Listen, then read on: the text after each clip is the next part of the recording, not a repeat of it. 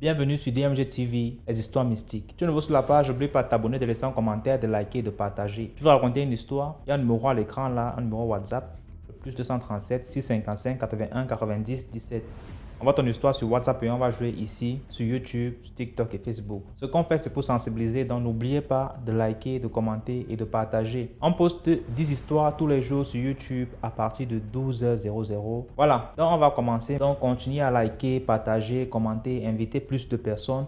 Plus il y aura du monde, plus il y aura d'histoires, plus on va être sensibilisé. C'est le concept. Voilà, donc on va commencer aujourd'hui avec les 10 histoires. On commence par la première histoire, bien évidemment. Je vous invite aussi à aller vous abonner à Facebook, YouTube, TikTok. Il y a une deuxième chaîne YouTube qui est DMG TV, Histoire Mystique, exclusive. Donc abonnez-vous aussi là-bas. Là-bas, on poste les histoires qu'on ne poste pas forcément ici. Voilà, écoutez la première histoire s'il vous plaît. Bonsoir ou bonjour en tout cas DMG ainsi que toute la communauté DMG TV. En fait, je vais raconter une autre histoire que j'ai vécue avec mes frères en fait. Donc, c'était une fois, il y avait eu un problème au quartier, un problème d'un jeune couple. Donc, on les amenait chez le chef de quartier qui était de l'autre côté de notre quartier en fait. Donc, il y avait une très très grande distance. Donc, j'étais avec tous les parents, presque tous les parents étaient sortis. Donc, chez nous déjà, nous tous, nous étions sortis pour aller à la chaufferie en fait. Donc, c'est comme ça que, à un moment donné, parce que ça avait vraiment mis long, vers 2h, on décide donc de rentrer en fait. Mon frère, ma soeur, un de nos voisins en fait, de notre âge, et moi, on décide donc de rentrer. Et vous connaissez les enfants, quand on marche la nuit, bon, on lance les commentaires de la situation à haute voix, on rit, on marche en route, n'importe comment, en désordre quoi, on rit. C'est comme ça qu'au milieu du chemin, il y a comme un pont. C'est pas un grand pont, hein, c'est juste un truc de 3, 4 à 5 mètres. Donc, c'est pas un grand pont en tant que tel. Donc, déjà à distance du pont, on remarque qu'il y a comme deux petites silhouettes de l'autre côté, du côté droit du pont. Déjà, les bruits qu'on faisait, tous les jeux partout sur la route, on arrête. On se regroupe tous du côté gauche. On marche calmement, avec les yeux fixés à cet endroit de savoir mais qu'est-ce que c'est. Une fois qu'on est un peu plus proche du pont, on se rend compte que c'est deux canards en fait. En fait, un canard et une canne. Donc genre, un homme et sa femme. Et les gars étaient dans une position du genre, ils étaient positionnés la tête, les fesses en fait qui regardaient vers la route et la tête était tournée vers l'eau, mais tournée l'un vers l'autre en fait, c'est-à-dire les gars se regardaient, je sais pas, comme un couple dans une conversation très très importante, les gars se regardaient et ils étaient tous les deux blancs, tellement blancs. C'est comme ça qu'on se regroupe et on commence à chuchoter entre nous, mais c'est qu'il y a de canards dehors au bord de l'eau à 2h.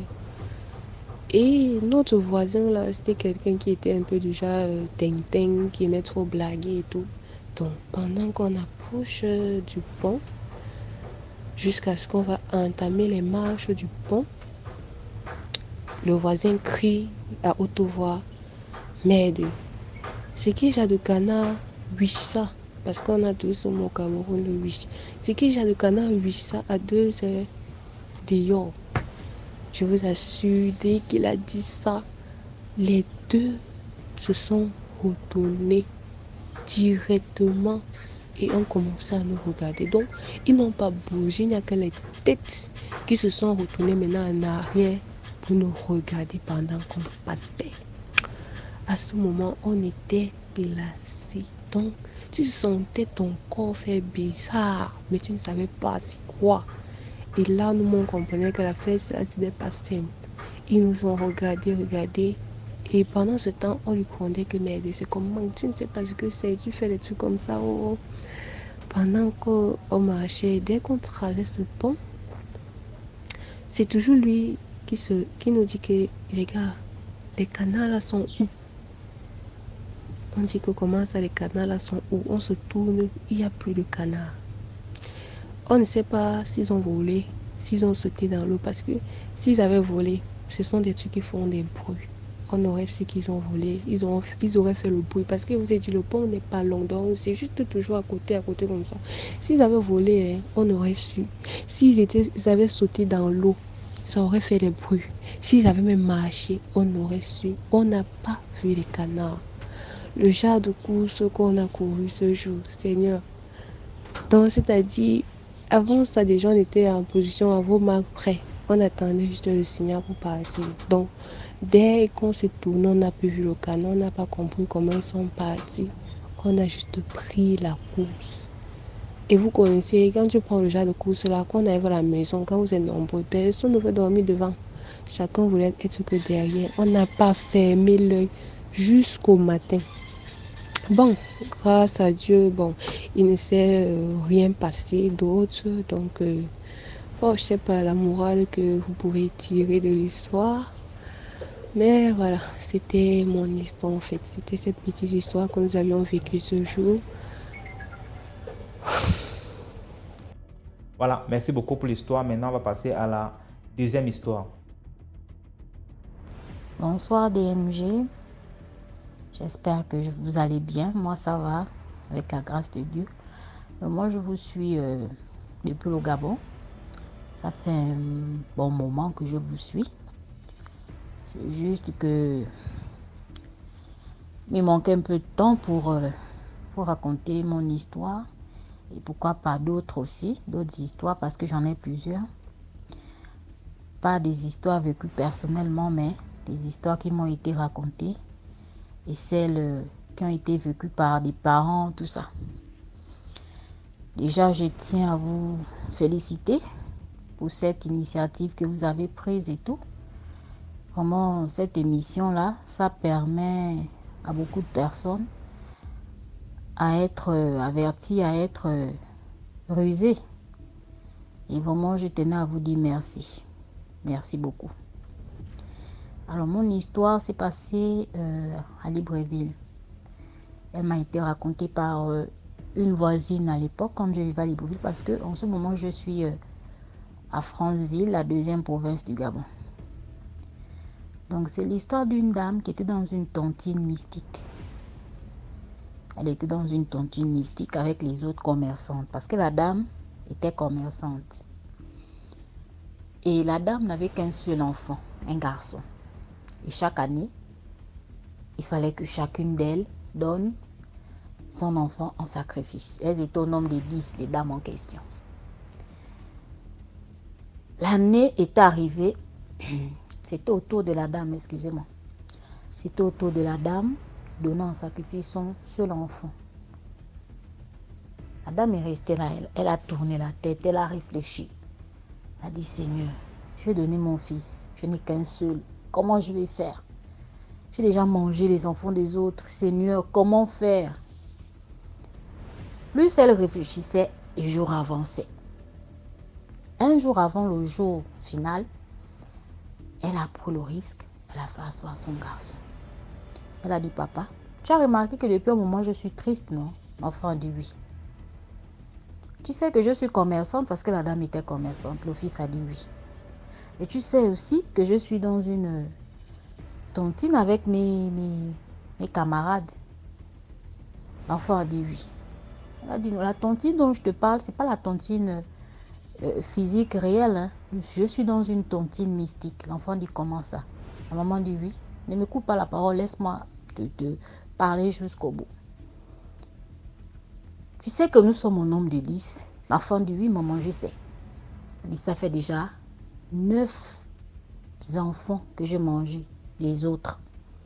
Donc, je dois te donner en sacrifice. Tu es la 10e personne qu'on doit donner et c'est mon tour.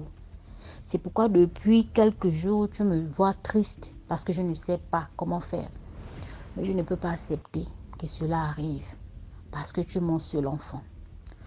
Je vais te donner notre secret. Parce que quand nous venons manger les enfants là, les autres, on ne vient pas physiquement.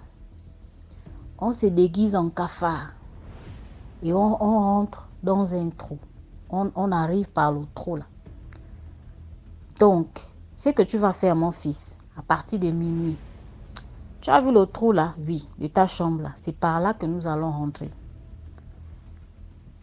À partir de minuit, tu prends un bon morceau de bois, tu te mets debout. Si tu vois un premier cafard, tu tues, tu mets de côté. Deuxième, tu tues jusqu'à 9. Le 10e, ne tue pas parce que c'est moi. Tu as compris? Oui, maman. N'oublie pas, le 10e cafard, c'est moi. L'enfant dit ok. Voilà, la nuit est tombée. Chacun est rentré dans sa chambre. L'enfant est resté là, un peu traumatisé parce que c'est quand même une histoire choquante et tout. Minuit, l'enfant avait mis le réveil. Minuit, c'était un grand garçon, il pouvait avoir la trentaine révolue. Minuit, il s'est levé. Il a pris le bon bois là, il s'est mis debout. Il regarde comme ça, il voit les cornes du cafard. Premier cafard entre, il tue, met de côté. Deuxième, il tue. Jusqu'à 9, il a tué, il les a alignés, il a mis de côté. Le dernier est rentré. Après, le dernier s'est transformé. C'était sa maman. Ils ont dormi. Toutes les femmes là habitaient au même quartier. Au lendemain, on entend seulement, oh, je vais donner les prénoms au hasard comme ça. Oh, il y a Madeleine qui est malade là-bas. De l'autre côté, oh, il y a Jacqueline qui est là-bas. De l'autre côté, oh.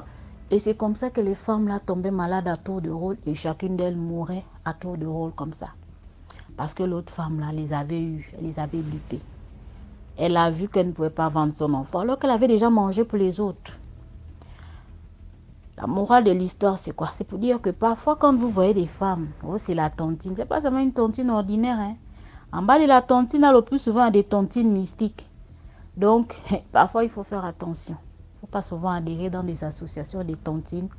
Et tu ne connais pas vraiment le fondement. Mais la dame, elle les avait eues. Parce qu'elle a protégé son enfant. Et elle est restée avec son enfant. Les autres ont su qu'elle les avait vendus, qu'elle les avait eues. Parce qu'elle a été plus maligne qu'elle.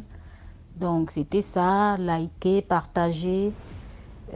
C'était ça ma contribution. Merci. Voilà, merci beaucoup pour l'histoire. Maintenant, on passe à la troisième histoire. Bonsoir ou bonjour DMG. Vu que je ne sais pas à quelle heure vous allez écouter mon histoire, je viens de la Côte d'Ivoire. Je vais vous raconter une histoire de mon cousin qui m'a vraiment touché. Ça m'a touché énormément. C'est ma mère qui me l'a raconté. J'ai fait l'enfance avec mon cousin. Il était vraiment fort à l'école. Hein. C'était un petit génie. Voilà, à cause de lui, ma maman me tabassait à tout moment. Elle me dit, voilà, ton cousin, lui passe son temps à bosser, raison pour laquelle il est premier. Toi, pendant les vacances, tu passes ton temps à jouer. Tu n'arrives même pas à occuper le rang de premier. Voilà. Chaque fois, elle me sermonnait à cause de lui. Raison pour laquelle je n'aimais pas sa tête, pas du tout. Parce que même quand on est en train de jouer, il vient vers moi et me dit, ben, allons étudier. Je refuse catégoriquement. Voilà, j'étais un fanatique de jeu quand j'étais petit. Dieu, par sa grâce, on a continué notre cursus scolaire. On a eu notre CEP, notre BPC, notre bac et même notre BTS. Moi, après mon BTS, j'ai obtenu une bourse d'études pour aller continuer mes études en Russie. Et pendant ce temps, lui, il est resté en Côte d'Ivoire. Il était extrêmement fort. Hein. Il y a son professeur d'une matière, vu qu'il a fait mine, géologie, pétrole, il y a un de ses professeurs qui était vraiment captivé par le génie qu'il est, qui a décidé de financer son cycle ingénieur, vu que ses parents n'avaient pas assez de moyens pour pouvoir financer son cycle ingénieur. Son professeur a décidé de financer son cycle ingénieur et a même décidé de l'héberger avec le consentement bien sûr de ses parents et tout ça, vu qu'il fut captivé par l'intelligence de ce petit génie-là. C'est en cela il a entamé la première année d'ingénierie. Il a fait la première année. Euh, en milieu de première année, un matin, il a commencé à se brosser et paf, il a commencé à truc, comme on appelle, saigner des gencives. Il a eu un petit furon sur son pied un beau matin. Il a cassé, c'est devenu une plaie vraiment incurable, quoi. On part son tuteur l'emmène à l'hôpital. On fait des radios. Franchement, on ne voit rien, en fait. Donc, le docteur fut stupéfait par ce qui est en train de l'arriver. Et lui dit, sincèrement, voilà, ça fait pratiquement des années, je suis dans la médecine, j'ai plus de 15 ans d'expérience, mais sincèrement, je ne sais pas de quel mal tu souffres. J'arrive même pas à moi-même à trouver la solution à ton mal. La science même n'arrive pas à m'expliquer avec toutes les années d'études que j'ai eu à faire et tout ça. Que sincèrement, euh, va voir, va voir un marabout qui va pouvoir te prononcer un peu sur ton mal, sincèrement. Donc de bouche à oreille, il est rentré en contact avec un marabout qui est juste voisin au village à sa maman. Sa maman, voilà, notre maman vient d'Agboville, c'est-à-dire ma maman est la cousine à sa maman. Donc il est allé voir un marabout qui est voisin au village à sa maman. Quand tu vois le marabout dit, voilà, j'ai consulté, mais ce que je te dis, sois fort.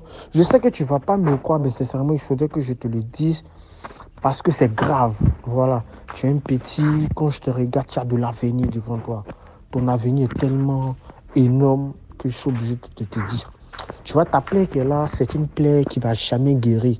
L'hôpital, la médecine de blanc ne pourra jamais soigner cette plaie-là. Sincèrement, sans te mentir, ne pourra jamais soigner cette plaie-là. Ce que je peux te dire est que quand tu pars au village, ne laisse pas ta maman soigner ta plaie. Parce que si elle soigne ta plaie, elle ne va jamais guérir. Vu que c'est elle-même qui t'a donné cette plaie-là. Tu as trouvé mon cousin s'est mis tout flamme. Hein? Voilà, il a commencé à péter les plombs. Pourquoi le gars peut dire ça à sa maman, que c'est sa maman qui lui a donné cette plaie-là? Lui, il ne peut pas comprendre ça vu qu'il est le chouchou de sa maman. Sa maman l'aime plus que tous ses frères. Voilà, il est l'espoir même de toute sa famille, l'espoir surtout de sa maman. Et en plus, c'est sa maman qui va, comment on appelle, qui va voilà, lui vouloir du mal et tout ça. Sa maman prie jour et nuit pour lui afin que la chance, l'avenir plus le sourire, il ait un bon boulot pour pouvoir s'occuper d'elle. Et c'est sa maman aujourd'hui qui va, truc comme on appelle, qui va lui vouloir du mal. Il ne peut pas croire. Il dit, ah, raison pour laquelle je dis, ce serait Dieu pour toi. Raison pour laquelle le marabout lui dit, ce serait Dieu pour toi de pouvoir comprendre ça. Ce serait Dieu vraiment pour toi de pouvoir comprendre ça. Mais sincèrement, c'est la triste réalité. C'est la triste réalité. Bon, il s'en fichait, quoi. Et le marabout lui a dit, bon, avant que tu ne partes, sincèrement, à chaque fois que tu vas quitter Abidjan pour partir au village pour les petits congés et tout ça, même les petits week-ends, passe me voir, je vais te remettre quelque chose avant de partir. Le gars, il est parti une fois chez le marabout. Après ça, il n'est plus parti carrément. Voilà, puisqu'il ne croyait pas. Donc sa maman a commencé à soigner sa plaie. Et au bout de quelques mois, il est décédé. Quand il est décédé, vraiment, ça... Toute son école était vraiment découragée de lui. J'ai même des frissons quand je parle. Toute l'école était vraiment à pleurer, écœurée, attristée et tout ça. Donc le jour de ses obsèques, toute l'école s'est déplacée pour venir au village. Je dis bien toute l'école, c'est-à-dire du directeur, c'est-à-dire tous les membres de l'administration se sont déplacés en fait pour partir au village pour ses funérailles en fait. Tous les étudiants, c'est-à-dire les étudiants de première année BTS jusqu'en 5e année d'ingénierie, tout le monde se sont déplacés pour partir aux funérailles. Sa maman, tous ceux qui ont assisté aux funérailles disent que sa maman était en pleurs. Il ne fallait pas la voir pleurer. Waouh! Personne n'aurait cru que vraiment c'était elle. Personne n'aurait cru. Donc les jeunes du village n'ont pas les jeunes du village avaient voulu, comment on appelle, qu'il dénonce en fait la personne qui l'a tué, vu qu'il est mort de façon mystérieuse. Nous, chez nous, la coutume est que quoi, on prend 3 brindilles de balai. Je pense bien le père ou bien le chef de famille vient, il prend 3 brindilles de balai, il tape à l'avant du cercueil, il dit voilà, toi tu es mon fils, voilà, tu es mort de façon mystérieuse. Si c'est moi qui t'ai tué, tape-moi avec ton cercueil. Et là, le cercueil va le taper si c'est effectivement lui qui l'a fait. Et malheureusement, les parents ont décidé non, il est mort, ce qui est fait, c'est pas bien grave, on laisse tout ça dans la main de Dieu. Et puis bon, il y a les étrangers aussi qui sont venus, il ne faudrait pas qu'on montre notre village du mauvais côté et tout ça. Donc ils ont pris le petit, ils sont allés l'enterrer tranquillement. Moi, je n'étais pas informé, vu que j'étais en Russie en train de continuer mes études et tout ça. Je n'étais même pas informé de ce qui s'est passé, en fait. C'est après ma maman m'a expliqué. Voilà. Donc, quelques mois après son décès et tout ça, je n'étais pas informé. J'avais fait un voyage pour... j'avais fait un voyage pour Paris, je pense. J'avais fait un voyage pour Paris. Ouais, je pensais, ne me trompe pas, j'avais fait un voyage pour Paris. Et je l'ai croisé à l'aéroport, voici Charles de Gaulle. Putain, ils sont à Paris, Bussa. J'ai dit, mais Couso, que fais-tu ici? Il dit, il a eu une bourse d'études pour venir continuer ses études en France ici. Que voilà, il est arrivé, voilà, il est venu, il vient d'arriver et tout ça. Il dit, waouh, Couso. Mais moi, je suis en Russie. Il dit, oui, je sais ça, ben voilà. Il dit, mais tu es dans quelle ville? Il dit, ouais. Il est descendu à Paris, il vient voir un oncle éloigné là, et de là, il part pour Toulouse. J'ai dit, waouh, Couso, c'est vraiment beau, c'est vraiment magnifique. Il dit, ben, Couso, voilà mon numéro, voilà, je suis venu pour un séminaire ici, dès que je finis, je pars et tout ça. Donc, voilà, tranquille. Donc, j'ai appelé ma maman pour dire à maman, ben, maman, voilà, j'ai croisé mon cousin là, à Paris hier. Elle m'a dit, quel cousin ça? J'ai dit, ben, mon cousin X. Elle dit, X, il dit oui, je l'ai cousin à Paris, on a échangé. Il m'a dit qu'il a obtenu aussi, lui aussi à son tour, il a obtenu une bourse d'études pour continuer ses études en France et tout ça. Elle dit waouh. Elle dit non, qu'elle me croit pas. Elle dit si. Elle dit qu'il est décédé, ça fait 6 mois. Et ça fait pratiquement, 4 mois et demi qu'il est décédé. Je dis waouh. Et là, elle m'explique dans les circonstances dans lesquelles il est décédé. Et comment ils ont su que c'est sa maman qui, comment on appelle, que c'est sa maman qui l'a livré en fait. Elle m'a dit, un matin, il y a une dame qui est partie au cimetière, aller nettoyer la tombe de son défunt. Le cimetière était totalement vide, hein. C'était pratiquement 5 heures, elle devait aller nettoyer la tombe de son défunt. Juste après, vu que la route de son champ, c'est situé non loin du cimetière. Elle en profitait pour faire un petit détour au cimetière, nettoyer la tombe et puis et puis continuer au cimetière et puis continuer au champ. C'est dans cette optique qu'elle a commencé à faire la tâche pour laquelle elle est partie. Et là, toute écœurée là, elle entend une voix. Une femme qui est en train de pleurer, elle s'approche et la femme dit Jojo, Joël, je te demande pardon. Excusez-moi, je dis le nom, mais c'est pas bien grave. Vu qu'il est décédé, tout ça, Joël, je te demande, X, je te demande pardon. Pardon pour tout le mal que je t'ai fait. Je suis sincèrement désolé de t'avoir tué. Voilà, je suis sincèrement désolé parce que si je ne le faisais pas, ils allaient te tuer, moi-même me tuer aussi. Voilà. Waouh! La dame était dépassée. Rapidement, elle court, elle vient. Rapidement, elle court, elle vient raconter tout ça au village. Excusez-moi, j'avais coupé l'appel, j'avais reçu un appel urgent de mon patron là. Je ne sais pas où on s'était arrêté. Voilà, c'est en cela. La dame est venue rapidement dans le village, commencer à tout raconter, tout ce qu'elle a entendu. Effectivement, ils l'ont convoquée, ils l'ont fait certains rites pour qu'elle passe aux aveux. Et c'est comme ça, elle va relater maintenant les faits. Elle dit en fait, son grand-père, c'est-à-dire le frère à son grand-père, voilà, c'est ça. Le frère à son grand-père est effectivement un grand sorcier. Lui, en fait, Lui, quand il te tue, il prend ton intelligence et il conserve ça dans une calebasse. Donc, il a tué une multitude de personnes et il a conservé leur intelligence dans une calebasse.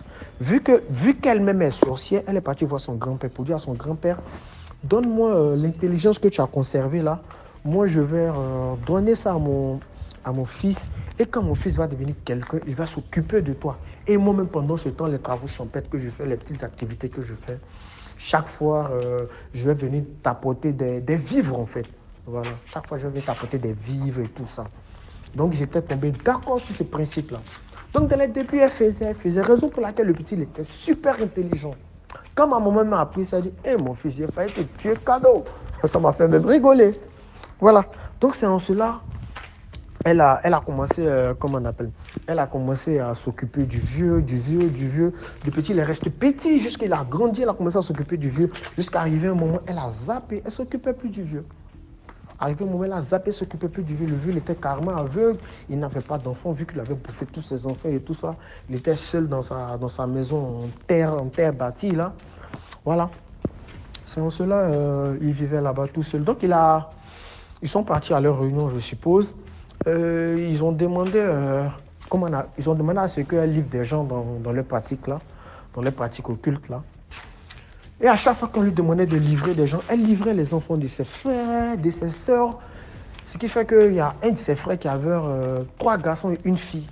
Elle a tous tué ses enfants. Ses enfants garçons étaient super intelligents. Elle les a tous livrés. Pour finir, même son frère, il s'est donné la mort, en fait. Il a pris des cachets, il s'est suicidé, en fait. Elle a tué les enfants de ses frères, de ses sœurs et tout ça.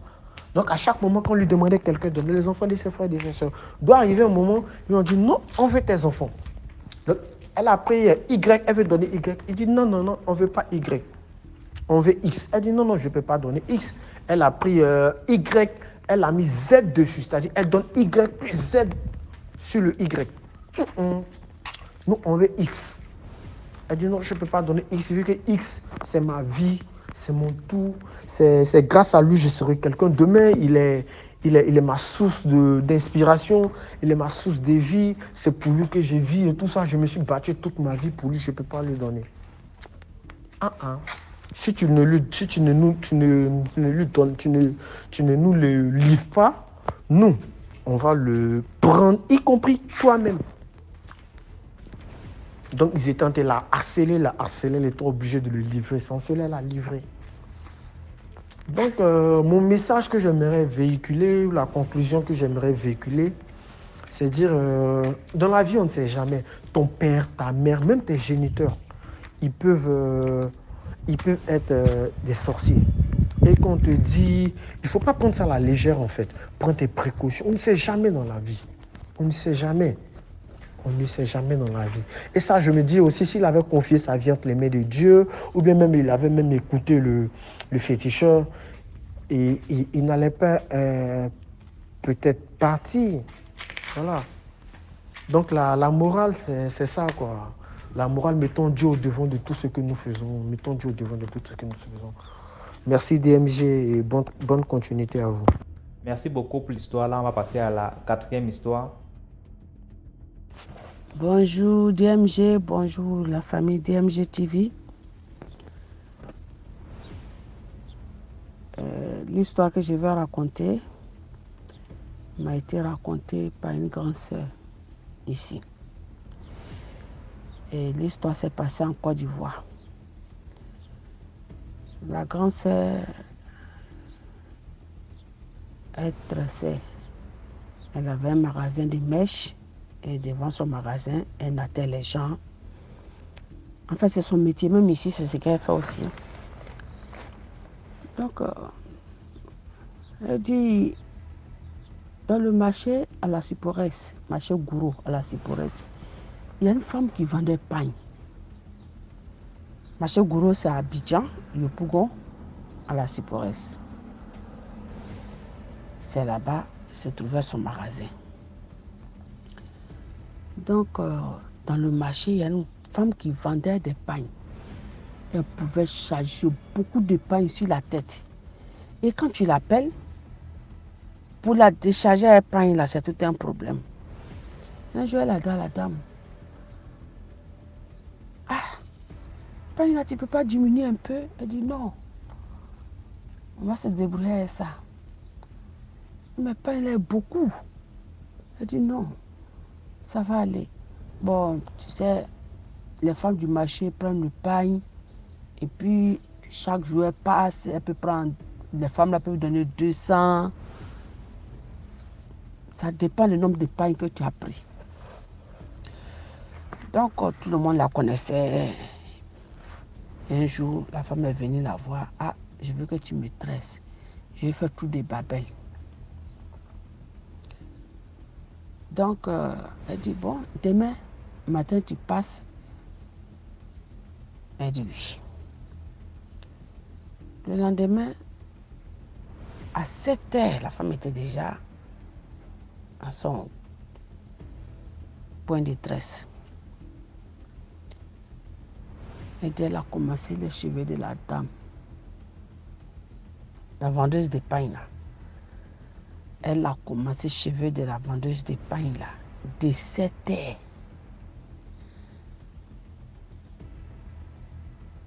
« 15h et quelques, cheveux là finit pas.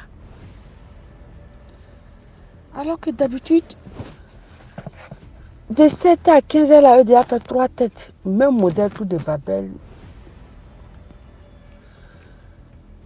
Mais elle n'a rien compris. Cheveux là finit pas, cheveux là finit pas, cheveux là finit pas. C'est là qu'elle a dit à la dame, mais toi tes cheveux là ça finit pas. Depuis 7h, allez là, moi, ça trouve que moi j'ai déjà fait 3 têtes, 4. Mais toi, cheveux là finit pas. Bon, ce qu'on va faire, ils vont appeler bientôt la prière de 16h. Si cheveux là finit pas avant la prière, si je vais à la mosquée, prier, si je reviens, tu vas voir ce que moi je vais faire. Elle n'a pas parlé. Elle dit, si la prière, j'ai appelé la prière, je vais laisser cheveux là et partir. Mais à mon retour, tu vas donner mon argent et puis tu vas me connaître. Donc elle a commencé à parler fort, à haute voix. Elle dit non, il faut parler doucement, c'est entre nous ici, il ne faut pas que les gens vont entendre. Elle dit, mais il a parlé doucement comment? Je veux qu'il ne finisse pas là. Depuis 7h, en ce moment tu es venu pour me tenter. Je dis non. Comme quand tu voulais faire cheveux là, tu ne m'as pas demandé, tu n'as pas dit excuse-moi. Il fallait t'excuser avant de commencer mes cheveux. Elle dit aïe. Tu es venu me voir pour faire tes cheveux. Fais tes cheveux encore, tu me dis de te demander excuse avant de commencer tes cheveux. Elle dit il fallait dire excuse-moi avant de faire mes cheveux. Elle dit, je ne demande rien. Je ne demande pas d'excuses. C'est toi qui es venu me voir pour faire tes cheveux, je ne pas aller te voir. Donc, ce que moi je peux te dire, d'ici la paix de la prière, si cheveux là n'est pas fini là, toi tu es venu me tenter, tu vas me connaître. Elle dit, non, ça va finir. Il faut parler doucement, pas que les gens vont regarder. Ça va finir. Elle dit, ça n'a même pas duré, cheveux là est fini avant la prière. Avant la paix de la prière. Tu vois,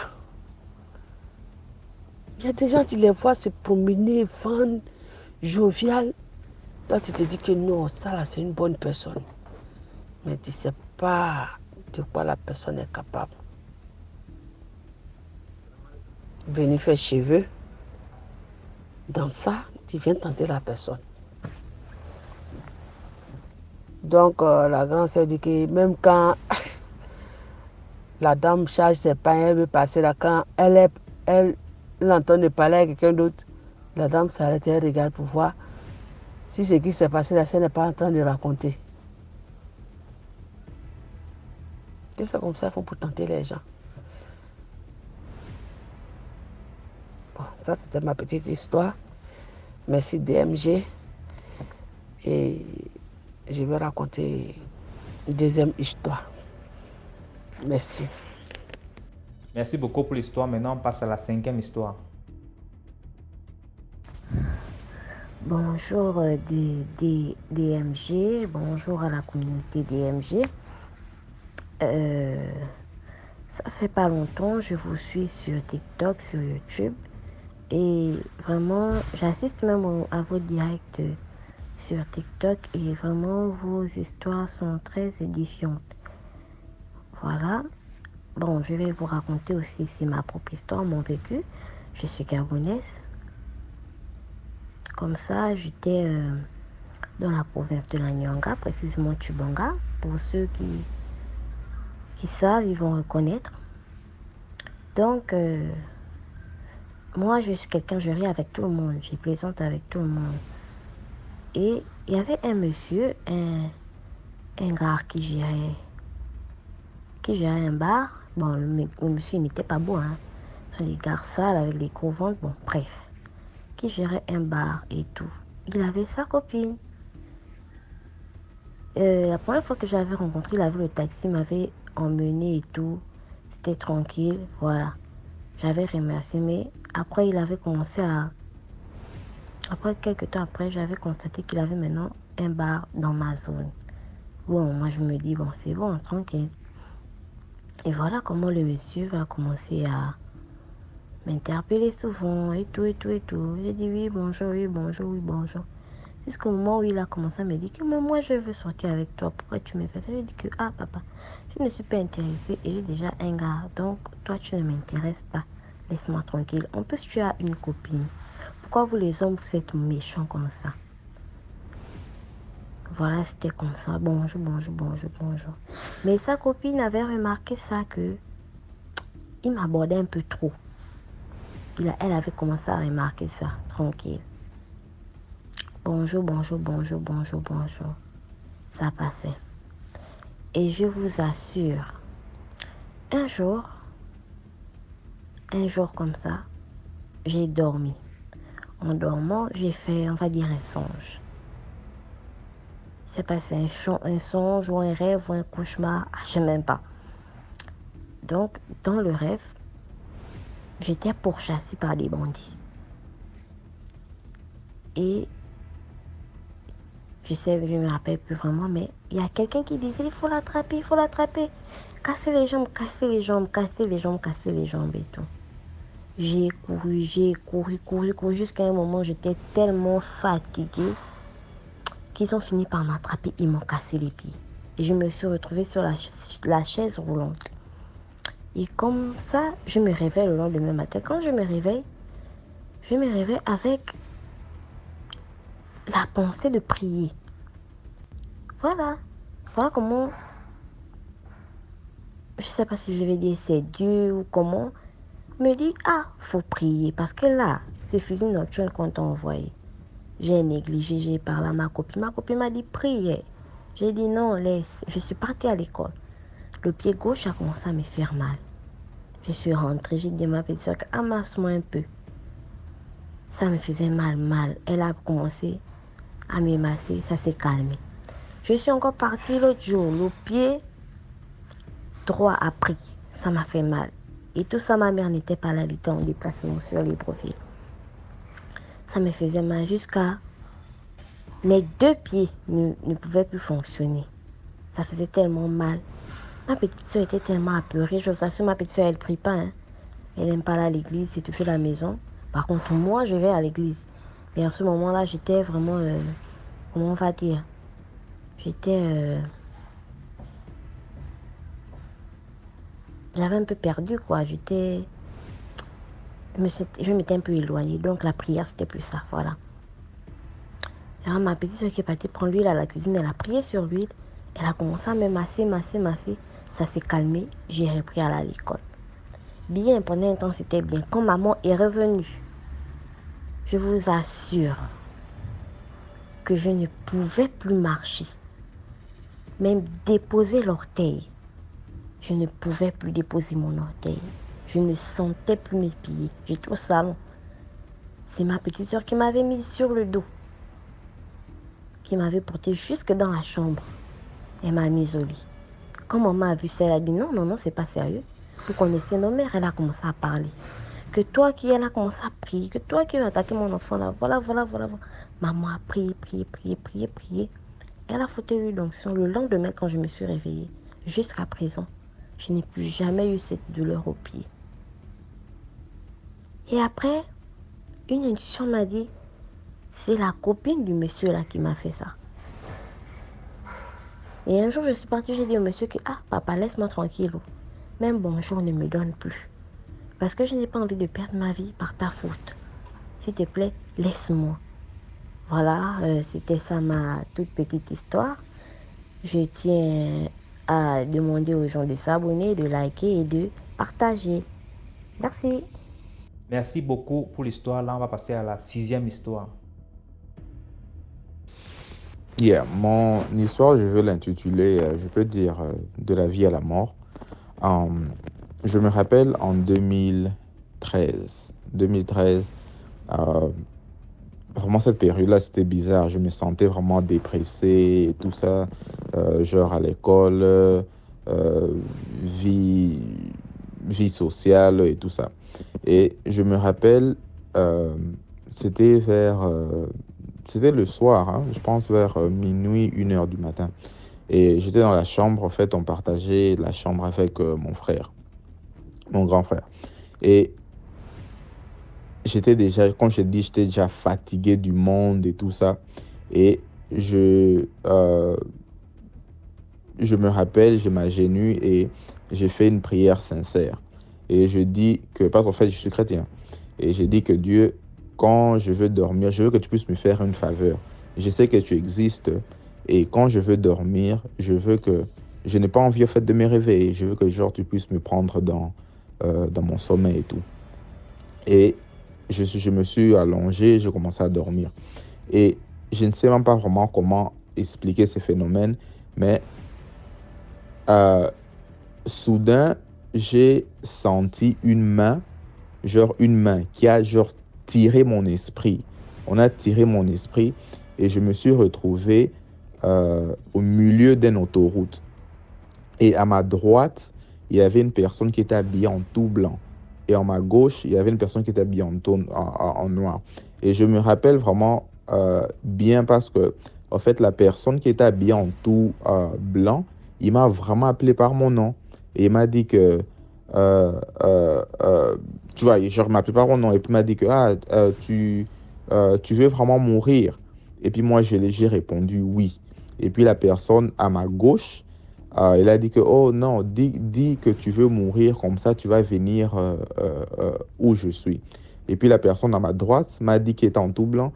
Il m'a dit que, il m'a appelé par mon nom. Et puis il m'a dit que si aujourd'hui tu prenais ta vie, tu décidais de prendre ta vie, c'est l'enfer qui t'attend pour du bon. Et puis il m'a encore demandé, est-ce que tu as envie de mourir? J'ai dit oui, je m'en fous. La personne qui est habillée en noir, il dit que oui, toi dis que tu veux seulement mourir, comme ça tu vas venir où je suis en fait. Et puis la personne qui est habillée en blanc, il m'a dit encore ceci, il m'a dit que reviens dans une semaine et donne-moi ta réponse finale, qu'est-ce que tu veux faire? DGM, c'est bizarre. Jusqu'à aujourd'hui, je ne sais pas comment expliquer ces phénomènes. Il m'a dit de revenir dans une semaine, mais où j'étais conscient que le temps n'existait pas. Et quand il m'a dit de revenir dans une semaine, c'était directement une semaine. Je ne sais pas comment expliquer ça en fait. Mais directement, c'était une semaine. Et il m'a demandé encore, il m'a appelé par mon nom et il m'a demandé, est-ce que tu veux mourir? J'ai crié, non, je suis réveillé et puis je suis réveillé, j'étais assis sur mon lit et je me suis dit que non, ça vraiment, c'était pas un rêve. En fait, même quand j'en parle maintenant, je peux toujours voir, en fait, je peux sentir, tu vois, un peu ce qui s'est passé. Et je pense que c'est seulement pour interpeller les gens et seulement en disant que, en fait, Dieu est réel et quand vous faites vraiment confiance en Dieu, il va venir à votre aide. Donc, c'est un peu ça mon histoire. Merci. Merci beaucoup pour l'histoire. Là, on va passer à la 7e histoire. Ok, bonsoir DMJ. Voilà, bonsoir. Donc, je viens participer à l'émission pour raconter une histoire. Donc, le fait que je ne sais plus c'était exactement quand, entre peut-être 2010 et 2014-2015, j'ai eu à rencontrer un revenant en fait. Ouais. Donc, c'est la petite histoire que j'aimerais raconter. Alors, je vais cacher certains noms, les noms des personnes et les noms des endroits parce que l'histoire que je vais raconter, elle a fait beaucoup de bruit dans une province de la place. Voilà, ça a suscité beaucoup de remue-ménage. Donc, il y a deux peuples qui ont failli se déchirer, d'accord, à cause de cette histoire. Donc, du coup, pour éviter d'attirer l'attention, laisser les choses passer, ne pas diviser les gens et tout, je préfère rendre certains endroits, certains lieux anonymes. Voilà. Donc je suis dans une province et je suis en vacances. Lorsque je suis à cette province, j'habite chez ma grand-mère. Donc je suis en vacances là-bas pour un temps et tout. Et c'est une époque où dans le quartier où la grand-mère habitait, on puisait parfois de l'eau dans une rivière, d'accord? Une rivière qui était assez bien, assez propre, bien et tout. La rivière avait été bien aménagée parce que les habitants du quartier, du coin et tout, utilisaient beaucoup l'eau de cette rivière-là. Les gens se lavaient, les gens lavaient les habits. Mais en tout cas, c'était bien entretenu et c'était une eau qui ruisselait, c'était pas une eau stagnante. Alors, un jour, pendant que je suis en train d'aller chercher de l'eau avec deux seaux comme ça, voilà, il y a des gars qui sont assis dans l'herbe à la rivière, au bord de la rivière et tout. Les gars sont en train de fumer. Et je reconnais une odeur, c'est l'odeur du chanvre en fait. Comment je connais l'odeur du chanvre? En fait, dans le quartier où j'ai grandi, avant d'aller dans cette province-là, j'ai des aînés qui fumaient souvent le chanvre, donc je me suis familiarisé à l'odeur du chanvre, bien que moi-même j'ai jamais fumé ça en fait. Voilà, ça m'a jamais intéressé et tout. Et puis Dieu soit béni aussi pour mon papa qui a été très strict avec moi dans mon éducation. Voilà, cette dureté-là m'a évité de tomber dans certaines choses auxquelles mes amis, certains de mes amis, des gens avec qui on a grandi, finissaient là-dedans. Alors donc, à cette rivière, j'arrive à la rivière, je vois au moins 2 ou 3 gars qui sont en train de fumer. Et il y a un gars qui est au milieu, il est un peu comme le chef de bande et tout, il est grand de taille, il est mince, il a les épaules carrées, il est noir, il a une tête carrée. Il a un regard un peu franc, c'est-à-dire il te regarde dans les yeux, son regard est un peu... voilà, en même temps, c'est pas forcément menaçant, mais tu sens que c'est un regard il y a une assurance dans ses yeux en fait, tu vois. Il est là, ils sont en train de se fumer, à un moment il se passe la clope et tout, il se passe la cigarette. Et j'arrive, à un moment donné, je me dis, ah, la rivière est quand même assez loin. Je me retrouve ici, il y a 3 gars, moi je suis seul. Du coup, c'est pas forcément prudent, je connais pas leurs intentions. Bon, il faut pas non plus montrer qu'on est intimidé. Donc du coup, je suis le plus naturel possible. Donc les gars me voient passer, je puise l'eau, je dis salut les gars. Les gars me répondent, ouais salut, ça va. Ouais, donc le temps de puiser l'eau et tout, donc ça fait en sorte qu'on est à peu près au même endroit, on se regarde. Et là, j'engage la conversation pour ne pas laisser le silence. Puisqu'on se regarde, on se fixe, je les regarde, les gars me regardent. Je dis, ça c'est quoi? C'est le butch. Le butch, vous parlez du chanvre, c'est le chanvre. Donc ils me disent, ouais, c'est ça, man. Comment tu as su? Toi aussi tu prends ça, hein, tu fumes ça. Hein. Je dis, non, moi-même je fume pas ça. Mais mes grands, mes caciques, ils sont là-dedans. Donc ils ont ça plein à la maison et tout ça. Donc je connais un peu quoi. Ah ouais. Après ils me posent des questions, mais toi tu habites où? Je dis, non, moi je suis là, je suis pas loin et tout. Donc les gars se lèvent. Quand les gars se sont levés là, je me suis dit, quand ils sont debout là, je peux prendre un balayage, on me fouille, je sais pas, peu importe. Mais au même moment, il y avait des gens qui ont sifflé en fait. Il y a des gens qui ont sifflé, donc ils étaient en train de descendre maintenant au niveau de la rivière. Pourquoi? Parce que à la rivière, il se peut qu'il y ait des gens en train de se laver, donc celui qui arrive doit souvent s'annoncer en sifflant. Donc quand des personnes ont sifflé pour arriver, les gars qui étaient déjà debout et tout, il y en a qui fumaient assis, voilà et tout, ils se sont levés. À un moment donné, moi je comprenais pas pourquoi. Ils étaient déjà debout, mais après, quand ils ont entendu le coup de sifflet là et tout, le signal pour dire qu'il y a quelqu'un qui arrive, au lieu de remonter par la route normale, donc le sentier normal par lequel on vient à la rivière, les gars ils ont piqué dans l'herbe, ils se sont faufilés, ils ont fui. Donc je me suis retrouvé avec les gens qui sont venus puiser de l'eau. Donc j'ai puisé l'eau, je suis parti tranquillement. Mais on va bien remarquer que c'est une scène dans laquelle le contact visuel a fait que je me retrouve devant 3 personnes. Donc 3 silhouettes bien particulières. On est resté là pendant un temps, on s'est vu et on a parlé, tu vois. Donc on a pris le temps de faire l'enregistrement dans la mémoire de la silhouette de chacun, du visage de chacun. Voilà, donc c'est à ces reprises-là que j'ai vu le gars qui avait les épaules carrées, grande taille et tout. Maintenant, à quelques reprises, en allant à la boutique, en passant dans le coin de on va dire ça comment? En passant dans le coin de devant où ce gars-là habite, le gars qui était noir, le plus grand de taille. Parce que quand tu veux aller chez une de mes tantes, quitter chez ma grand-mère pour aller chez ma tante ou bien pour aller chez des boutiquiers ou au centre-ville, donc on passe, il y a une route là, on passe devant chez lui, il joue souvent au foot là, donc je l'ai encore vu, après cette expérience de la rivière, je l'ai encore vu au moins 1 ou 2 fois, voilà, et je l'ai toujours salué, il m'a reconnu, il m'a aussi salué, donc c'est à ces 3 reprises là qu'on s'est vu dans une province de la place, d'accord? Les vacances finissent, je reviens à Libreville, au niveau de la capitale et tout, je suis là à Libreville tranquillement, je vis ma vie ici, donc tout ça, ça se passe au Gabon. Et à un moment donné, je pense, c'était maintenant à peu près 1 an plus tard, hein, 1 an après la scène de la rivière, tout ça, 1 an ou 2 ans, ou 3 ans même plus tard.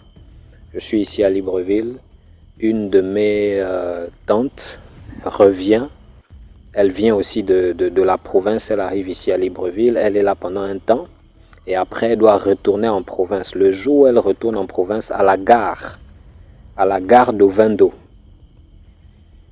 j'accompagne ma tante et tout, nous sommes un peu les garçons de la maison, donc c'est nous qui soulevons les trucs comme les bagages et tout ça, on amène les trucs à la pesée.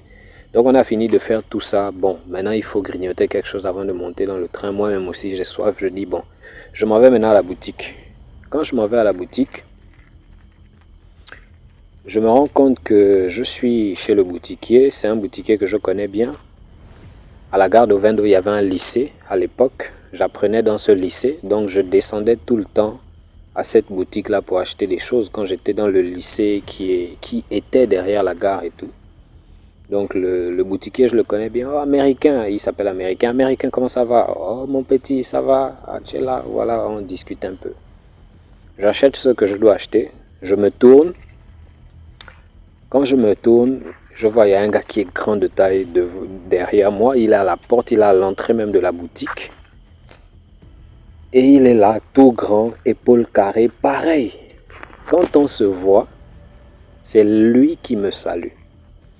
Voilà pourquoi ceux qui ne croient pas dans les histoires des revenants, c'est un peu stupide parce que si ils y mettent l'hypothèse des sosies, le sosie de quelqu'un ne peut pas te saluer. Si la personne te salue, ça veut dire vous vous connaissez en fait, tu vois. Donc là, je peux même pas dire que c'était le sosie du gars. Non, c'était forcément lui-même parce que c'est lui qui me reconnaît et tout. Je lui dis ah. Donc toi tu es ici aussi, oh oui je suis là et tout, on commence à discuter, on dialogue, je suis là, en ce moment je suis là, je travaille et à l'époque il n'y avait pas encore les trucs de Flash, tout ça là, donc le Flash, Libertis, le Flash, Airtel, c'est un peu les réseaux de communication ici, mais c'était beaucoup les cartes de recharge, donc les cartes à gratter.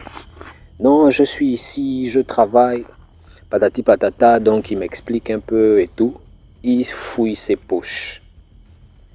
Dans une main, regarde le nombre de cartes de recharge. Je dis, mais ça, c'est quel travail où il a toutes ces cartes de recharge, la Liberty, Sertel. Il y avait au moins plus de 500 cartes comme ça. C'est My God. C'était des cartes à gratter. Hein. Donc, tu peux tirer une là, tu grattes une carte, par exemple, de 1000 francs. Je sais pas, à l'époque, on a oublié ça parce que ça a un peu disparu. Tu grattes la carte et tout, tu mets le crédit dans ton téléphone à partir de la carte. Il avait plein de cartes, plein de billets de 500. On dirait un taximan, en fait, il était chargé. Et il est venu pour acheter la cigarette. Il me dit, tu n'as pas 100 balles là, je vais acheter la cigarette et tout, voilà. Je dis, bon, ok, je donne directement les 100 balles à Américain, le boutiquier. Le boutiquier donne la cigarette, il allume, paf, il sniffe, il projette la fumée, tranquille, au calme, bien comme il faut. Après, il a vu une jeune fille passer. Nous deux, on a vu une jeune fille passer aussi, puisqu'on est ressorti pour parler un peu dehors, devant la boutique. Donc, il y avait une jeune fille qui passait. Bon, la manière dont il a regardé la jeune fille, on sait un peu les jeunes garçons. Quand une fille un peu jolie, elle passe devant nous, vous voyez un peu vous-même comment les jeunes garçons réagissent, tu vois. Comment ils regardent la fille. Donc, il a bien regardé la fille, tac, tac, tac. Après, il dit, ah, celle-là, elle est bien. Hein. Comme ça, hein, bêtement comme ça. Aïe, aïe, aïe, aïe, aïe, aïe. Je signale déjà aussi que je fais ce témoignage à la suite de la fille qui a témoigné pour dire que son papa était un revenant. Donc, dans l'histoire là, dans l'histoire que je raconte aussi, on comprend un peu des choses par rapport à ce phénomène de revenant. Alors, le gars, à un moment donné, il s'éclipse, il dit, bon, moi je dois bouger, je dois partir, et il s'en va. Naturellement, il part, tac, tac, tac, et il disparaît. Je ne sais pas là où il est allé. Moi, je retourne retrouver ma tante qui doit monter dans le train pour repartir en province. Quand je m'en vais, je vois ma tante. Ce que j'avais oublié de mentionner, c'est que ma tante, en revenant de province, elle nous avait déjà donné une information selon laquelle un jeune garçon très populaire dans le quartier là-bas était décédé. On l'avait enterré. D'accord? Il est décédé, le jeune garçon est décédé. On l'a enterré. Elle a assisté aux funérailles parce que le gars était populaire, il était connu, c'est un enfant du coin. Donc quand quelqu'un du coin décède, vous tous, vous venez pour la cérémonie en fait. Voilà, ma tante a assisté jusqu'à l'enterrement. Elle est venue, j'ai dit, oh mais lui, je l'ai rencontré une fois, tac, tac, c'était à la rivière, tac, tac, tac, tac, tac. Donc on en avait déjà parlé quand elle est venue à Libreville. Maintenant, au moment où elle retourne, je vois le gars et la pensée m'est venue que, mais ma tante m'a dit que lui là, il est déjà parti en fait. Quand la pensée m'est venue et il était devant moi, je voulais lui dire, mais est-ce que tu sais qu'on dit que toi tu es mort en fait? Mais c'était tellement stupide, c'était tellement idiot parce que il est physiquement devant moi. Le boutiquier américain le voit, le boutiquier américain lui donne la cigarette, il allume, il fume, on parle, il me montre les cartes Libertis, il convoite les jeunes filles devant. En fait, c'est tellement vivant et naturel, tu ne peux pas dire non, non. En fait, lui poser la question, c'est limite, tu vas te sentir stupide, tellement il est là devant toi.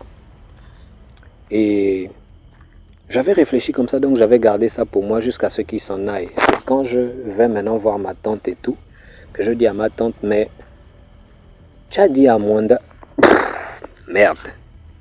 Ah là, il va falloir couper ça, il va falloir couper cette partie. Tu as dit, d'accord, que dans tel endroit, il y a un jeune là qui est décédé. Tu m'as dit ça, non? Oui, il y a un jeune qui est décédé. Je dis, attends. Ne parle pas du jeune là. Moi, maintenant, je redécris encore la personne. Je dis, est-ce que le jeune là n'est pas mince? Si, il était mince. Noir, effectivement, il était noir. Grande taille. Les épaules carrées, un peu élevées comme ça. Oui, exactement. Et il jouait souvent au ballon à la piste. Quand on parle, la tante me dit oui, exactement. Voilà, c'est lui-même. Il est décédé, on a enterré, on a tout fait, on a mis dans le cercueil, on a fait rentré le cercueil sous terre, on a fermé. Elle a assisté parce que c'est un enfant populaire du coin et c'était quasiment aussi un voisin. Les terrains dans lesquels on vivait là-bas étaient voisins, donc tu ne peux pas te permettre de ne pas assister. C'est comme, vous connaissez un peu tous. Elle dit, il est décédé. Je dis jamais. Je viens de le voir. Lui et moi, on a parlé là. Je l'ai acheté la cigarette. Il est là-bas. Il est en train de travailler. Il a les cartes, machin, tout ça. Il est là-bas. La tante craque. Elle me dit jamais qu'elle n'y arrête ça. Moi-même, je te dis que il est mort. Et sa mort, voilà une information que ma tante me dit, et sa mort a failli faire exploser 2 clans là-bas en province. Pourquoi? Parce que sa mort là, ça a attiré les problèmes. Il y a les gens qui se sont disputés. C'était chaud. Donc, c'est-à-dire, il y a le décès. Maintenant, après le décès, il y a les déchirements. C'est là où, au fond, avec un peu de recul, je me dis, waouh! Certainement, avec du recul, il y a des gens qui se sont rendus compte que la mort n'était pas naturelle. Voilà pourquoi il y a peut-être un côté de la famille de ce jeune homme qui a essayé de faire la guerre à un autre côté, en fait. Vous voyez un peu? Donc, c'est ce que ma tante me disait. Non, il est décédé. Ça a créé des problèmes là-bas. C'était chaud. Tu devais entendre là que telle ethnie et telle ethnie, ils se sont froissés, ils se sont battus sauvagement. Mais Dieu, je ne sais pas comment, c'est vraiment la grâce de Dieu qui a calmé les choses. Les tensions se sont apaisées. C'était compliqué. Dans tout le quartier là-bas, c'était compliqué. Le décès du petit là, c'était compliqué. C'est compliqué. Donc moi, je comprends que c'est compliqué là, c'est quoi? Ça veut dire qu'il y en a qui se sont rendus compte qu'il y a anguille sous roche par rapport au décès du jeune en question. Donc le jeune en question, il est décédé en province. D'accord, avant que ma tante ne voyage pour venir ici à Libreville. Ma tante est venue ici à Libreville, elle me parle d'un décès et quand elle vient à Libreville, elle dit le décès remonte peut-être à l'année dernière. Elle vient à Libreville l'année suivante, elle me raconte ça l'année suivante et moi quand j'entends l'histoire, je rencontre le gars qui est décédé ici à Libreville en train de tourner, travailler, faire ses choses et tout, après il disparaît. Et quand je dis ça à ma tante, elle dit non, c'est pas possible. Donc, je termine ici. Je crois vraiment personnellement en cette histoire de revenant parce que là, il est clair que j'ai rencontré un. Et again, si c'était un sosie, seulement un sosie, d'accord, c'est-à-dire c'est un gars qui ressemble au gars que j'ai vu en province, il ne m'aurait pas reconnu parce que j'aurais connu la vraie personne, mais pas le sosie. Mais quand celui qui est le sosie, c'est lui qui m'approche encore, qui me dit « Oh Joe, ça va ?» Il me reconnaît, il me sourit, il me salue, bien tranquille comme 2 potes et tout. Ça signifie que ça, c'est pas le sosie, c'est le même gars avec qui on s'est croisé en province, que j'ai rencontré à la rivière, qui fumait le chanvre, qui jouait au ballon, qui était très populaire dans son quartier, qui est décédé. D'accord, on l'a enterré en province, mais à peine un an plus tard, moi je le retrouve ici, à la capitale, bien vivant, en train de travailler et faire sa vie. Voilà. Avec les cartes Libertis, les billets de 500, je ne sais pas exactement quel travail il fait. Et il se plaignait un peu parce que quand il a fait sortir les cartes, il disait, il regardait toutes les cartes Libertis. Là, il disait vraiment les gens qui m'envoient là. En fait, c'est comme si on ne lui donne pas de repos, tu vois. Les gens qui m'envoient vraiment, non, je suis ici, je travaille. Il y a les gens qui m'envoient un peu, qui me commissionnent, machin, vraiment les gens qui m'envoient là et tout. Voilà la phrase qu'il a fait sortir de sa bouche. Donc, c'est vraiment un décès avec anguille sous roche. Je crois qu'il y a eu des pratiques derrière cette affaire. Je crois que la famille a soupçonné quelque chose. Ça a failli entraîner, ça a failli mettre le feu aux poudres, brûler toute la province là-bas. C'était très fort. Et voilà, donc ces choses sont bel et bien réelles. Voilà. Maintenant, peuvent-ils avoir des enfants? De la manière dont on les voit se comporter là, de la manière dont j'ai vu comment il a regardé la jeune fille qui est passée devant nous, je suis sûr aussi qu'il peut prendre son courage à 2 mains, aborder une conversation. Et les filles faciles, s'il prend une partie du gain qu'il avait sur lui pour donner, je ne sais pas, s'il reste strict dans les ordres des personnes qui l'ont commissionné, ou bien il y a encore sa propre volonté. Je ne sais pas comment un revenant fonctionne. Mais s'il peut prendre une partie de l'argent qu'il a et donner ça à une petite fille, et les petites filles faciles qu'il y a partout là, qui pour un rien se sont déjà déshabillées. Bonjour les dégâts. Donc c'était ma participation. Vraiment, que Dieu nous aide, que Dieu nous garde, et surtout que cette population que nous sommes maintenant, que nous puissions réellement nous convertir à Jésus-Christ, d'accord, marcher dans la foi, dans la prière, vraiment dans l'attachement au Seigneur, pour échapper à tout ce qui se passe dans le monde, parce qu'il y a trop de choses compliquées, dangereuses qui se passent ces derniers temps. Et les prophéties de la Bible disent même que ça va encore s'empirer. Voilà pourquoi il est important de vraiment se mettre à l'abri. Je vous remercie. Bye bye. Merci pour l'histoire. On passe à la 8e histoire. Je vais raconter mon histoire, vraiment. Mes filles ouvrent les gens. Moi, mon histoire a commencé en 2017-2018. C'était l'époque là, je me rappelle bien, c'était le 8 mars. Maintenant, le 8 mars, là, moi, je suis partie à... Je vivais à Yaoundé, je suis partie au parc qui est à Kides. Je suis allée à la piscine ce jour. Arrivée à la piscine, je vois une jeune fille, elle est très belle. Et là, je me dis, cette fille, elle est trop belle. Mais elle était d'une beauté où, je vous jure qu'elle était trop belle. Et là, je me disais, mais cette fille, je ne l'ai jamais vue ici. Qu'est-ce qu'elle fait là? Mais j'ai vu que les autres garçons, les autres filles la connaissaient apparemment. Bon, moi, je me disais, ok, cool, ça, on la connaît, tout ça. Arrivé maintenant, on a commencé, j'ai sympathisé avec la fille parce que quand elle est entrée à la piscine, elle aussi elle est entrée, puis on a commencé à causer, on a sympathisé. On est sorti, on est parti s'asseoir quelque part pour manger. On a mangé, on a causé. Et là, la fille, elle me dit, elle vit ici. Et elle me dit, elle vit dans le quartier où moi, je vivais à l'époque parce que je déménageais parce que mon papa, il est décédé. Elle dit que tu vis là-bas, moi, je grandis là-bas, je ne t'ai jamais vu. Elle m'a dit, non, je viens d'aménager. Moi, je ne me suis pas trop attardée sur ça. Je me suis dit, ok, elle vient d'aménager, c'est tout. Ah, le même jour, on a marché, finalement, on se retrouvait chez moi. La fille ne voulait pas me laisser. Moi, je ne voulais pas l'amener chez moi, mais finalement, on se retrouvait chez moi. Arrivé à la maison, j'ai dit à ma tante, parce que moi, je vivais à ma tante, j'ai dit à ma tante, mon tatine, voici une de mes amies. Ma tante a regardé la fille, elle a dit, ta copine, là, je la sens pas. Elle est entrée. On est entré à la maison, ma tante, elle avait déjà fait à manger, on a mangé et tout. Quand on a fini de manger, elle est repartie chez elle vers les 17h.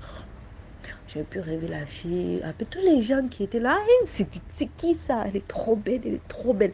Mais je vous jure qu'on dirait une sirène tellement la fille était belle. Elle était trop belle. Ah, après ça, à 23h, j'entends toc, toc, toc. Vous savez, chez nous, on dort vite. Et puis moi, je suis musulmane. Et ma tante, elle m'a dit, mais qui tape à l'heure là la porte? Ah, on ouvre la porte, on voit ma copine. Ma tante me dit, moi, j'aime pas ça. Les habits qui vont venir à 23h là, ça, c'est les mauvaises tentations. Et puis la fille, elle s'habillait pas bien, elle s'habillait, je peux dire, très, très sexy. Et puis moi, ça plaisait pas à ma tante et tout. Moi, ça me gênait pas parce que moi, je me disais, ouais, c'est sa vie, quoi. C'est comme ça que la fille, elle est entrée, elle a donné à ma tante 10 000. Elle m'a acheté les chocolats, les trucs, tout ce qu'elle sait que moi, j'aime. À une seule journée, là, elle m'a posé tellement de questions. Et moi, je n'ai pas trouvé ça bizarre. Parce qu'à l'époque, moi, je ne croyais pas à tout ce qui était spirituel, tout ce qui était blabli, blabla. Je ne croyais pas à ça. C'est comme ça que la fille entrait chez moi, on a commencé à sympathiser. Chaque jour, la fille venait chez moi. 7h, tu vois la fille. Je me demandais la fille là, est-ce qu'elle a les parents? Un jour, je lui ai demandé, mais toi, est-ce que tu as des parents? Parce que même si c'est comment à ton âge là, si tes parents sont en vie, ils ne peuvent pas te laisser sortir à certaines heures. Elle dit non, ça ne gêne pas mes parents, les choses comme ça. Moi, je laissé couler parce que je me suis dit, ça ne me regarde pas. Après, maintenant, c'est comme ça qu'on a commencé à marcher ensemble. Tout le quartier m'a déjà remarqué avec la fille en question. Mais je tiens à préciser, je ne suis jamais allée chez elle avec tout ce qu'on faisait. Je ne suis jamais allée chez elle et elle voulait toujours qu'on parte en Gosso pour aller faire quoi. Moi, je ne pouvais pas parce que moi, je dis, ma tante ne peut jamais accepter que je parte en Gosso parce que ça ne me regarde pas et ma tante va me gronder. Elle ne peut pas me permettre ça. Et toujours qu'il faut qu'on parte vers les 22h. Je dis, moi, je ne pars pas. Si c'est Dieu qui m'a sauvée, c'est quoi? C'est comme ça qu'on est resté. Un jour maintenant, elle est venue à la maison tout vers les 7h du matin. Ma tante n'aimait pas, mais elle ne pouvait pas aussi parler parce que c'était la première fois aussi que j'ai amené une amie à la maison. Moi, je n'étais pas une personne sociable jusqu'à amener des amis. Maintenant, ma tante l'a déposé 7000 en bas de la nappe de la télévision. C'est comme ça qu'elle m'a envoyé. Vous savez qu'au Cameroun, là, en Afrique même en général, on a les machines à écraser là. Voilà, elle m'a dit, va m'écraser telle chose. Je suis allée écraser. Et j'ai laissé ma copine. Elle était en train de jouer avec l'ordinateur. Au Zuma. Moi, je reviens, ma tante me dit, mais ta copine, elle n'est pas venue te rejoindre là-bas. Je dis, non, elle n'est pas venue me rejoindre, mais elle a dit qu'elle vient là-bas. Elle dit, ma tante est soulevée. Ma tante, c'est comme si elle a eu un sixième sens. Elle dit qu'elle a soulevé son truc. Elle a vu qu'il n'y avait pas son argent. Maintenant, moi, elle m'a dit, ta copine m'a volé. Et là, ma tante a commencé à dire que va me trouver mon argent, sinon tu vas avoir des problèmes avec moi, des choses comme ça. Donc, avec les indications que la fille m'a faites, je me suis dit que je vais la trouver. Parce qu'elle m'avait dit qu'elle habitait dans une maison arrière. Et la maison qu'elle a dit qu'elle habitait là, il y avait une de mes anciennes amies qui vivait là-bas. Et elle aussi, sa grand-mère est décédée, ils ont déménagé. Donc, c'est comme ça que j'ai connu la maison. Je n'ai pas cogné. Il était 13h, 14h, je n'ai pas cogné. Oh! Il y a un papa qui est sorti avec sa femme. Oui, ma fille, qu'est-ce que tu veux? J'ai dit que papa, je veux Karine. Le papa m'a regardé. Il dit que Karine. J'ai dit qu'une jeune fille qui s'appelle Karine. Le papa a dit entre. Moi, d'abord, j'ai eu peur. J'ai dit non, je préfère rester ici. Il a dit entre, ma fille, tu n'auras rien. C'est comme ça que je suis assise au salon. Il m'a dit, il a appelé sa femme. Il m'a dit que décris-moi un peu comment Karine est. J'ai dit que c'est une fille qui a 1m85 parce que moi-même j'ai la taille, on avait la même taille. Et puis elle est lancée, claire, blanche, même si je peux me dire métissée quoi. Et c'est une fille super belle. Le papa me dit, ma fille. Et là, je vois comment la maman, son visage se décompose. Mais j'ai eu peur. Je me suis dit, moi, je n'ai même pas pensé à tout ça. Je me suis dit seulement que peut-être que la fille, elle est, on dit comment là, elle a fugué. Elle me dit non, la fille est morte. Tan. Et Dieu. Je suis restée comme ça. Elle est morte comment? On est resté tout à l'heure là jusqu'on a mangé. Et la fille est morte, ça fait déjà 2 ans. C'est l'âme de notre fille qui est en train de se balader partout. J'ai dit que tonton, c'est faux, elle n'est pas morte. Le tonton a dit qu'elle est morte. J'ai dit que venons pas chez nous. On est parti chez nous. Dès qu'on est arrivé vers l'entrée de chez nous, là, vous voyez les gars qui vendent les médicaments. J'ai dit au gars là, tu te rappelles de ma copine lancée là, non? Oui. Il dit que oui, ta copine que vous mangez tout le temps. Il dit qu'elle est morte. Elle est morte comment? La fille là, qui tout à l'heure elle est passée. Il dit qu'apparemment elle est morte, ça fait 2 ans. Tout le quartier a été, tout le monde a commencé à parler. Ma tante a dit que tu peux m'amener les morts. J'ai fait des cauchemars pendant des années. Jusqu'à présent, quand je parle de ça, j'ai peur, je vous jure. C'est pour vous dire quoi, dans la vie, ayez peur des gens. Moi, je marchais avec les morts jusqu'à on est devenu amis. Donc, on ne sait pas qui est qui. Aujourd'hui, ça m'a traumatisé à un point où souvent je me dis, est-ce que moi je suis en vie? Tellement je suis traumatisée, quoi. C'est juste une petite histoire que je voulais partager. Merci beaucoup pour l'histoire. Maintenant, on passe à la 9e histoire. Bonsoir. Je viens raconter encore une histoire. C'est l'histoire d'une dame. Ça s'est passé à Libreville. C'est une vieille histoire, hein. Ça date. J'étais encore très jeune à l'époque. Alors la dame habitait dans une maison en planche avec ses enfants. Et à chaque fois, elle se plaignait que les choses disparaissaient. Le savon disparaissait, l'argent disparaissait, même le linge disparaissait. Et il y avait beaucoup de trous dans la maison. Beaucoup de trous. Il y avait plein de rats et des souris dans cette maison. Ça a duré pendant, je crois, tout le séjour de la dame dans cette maison parce qu'elle louait. C'est comme ça qu'un jour, elle rentre avec son salaire parce que la dame travaillait. Elle a laissé son argent excusez-moi, a laissé son argent dans son sac. Tout son argent, son salaire du mois. Et le lendemain, quand elle se réveille pour vouloir récupérer son argent, à sa grande surprise, l'argent avait disparu. Il s'avérait que c'est les rats qui avaient pris cet argent. C'était la goutte d'eau qui avait fait déborder le vase. Elle a pris une marmite, elle a déposé sur le feu, elle a mis de l'eau, elle a allumé le gaz, elle a fait bouillir de l'eau. 100 degrés, hein. Elle a commencé à renverser ça dans les trous de la maison. Elle a mis dans tous les trous. Tous les trous. Après, elle a dormi. Le lendemain, elle entend quelqu'un frapper à sa porte. Elle s'élève. Ses enfants étaient déjà partis à l'école. Elle avait aussi un mari. Le mari était au travail. Ce jour-là, elle n'avait pas travaillé. Quand elle va ouvrir la porte, c'est un monsieur qui lui tend une convocation.